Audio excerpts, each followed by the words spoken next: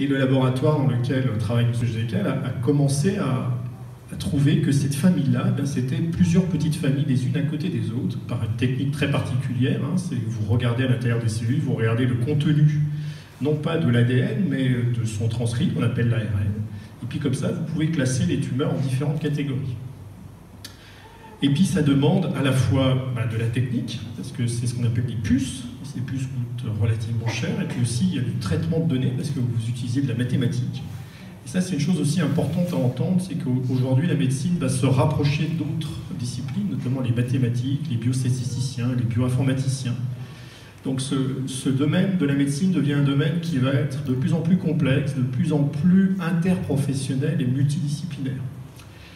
Et donc ça va nous permettre de continuer notre travail de démembrement de ces fameux cancers triple négatifs pour identifier des nouvelles cibles, et ces nouvelles cibles, un peu comme l'ofactomédine qu'on vous a montré, et bien de pouvoir développer des nouveaux traitements.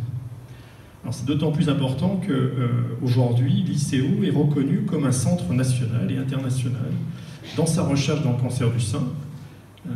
Dernièrement, on a reçu une labellisation nationale par l'Institut national du cancer de ce qu'on appelle un site intégré en recherche. Il n'y en a que 8 en France, 4 à Paris évidemment, 4 en province, et en province, c'est les Pays de la Loire et l'ICO qui ont réussi à décrocher ce label, et la thématique principale de recherche, c'est le sein.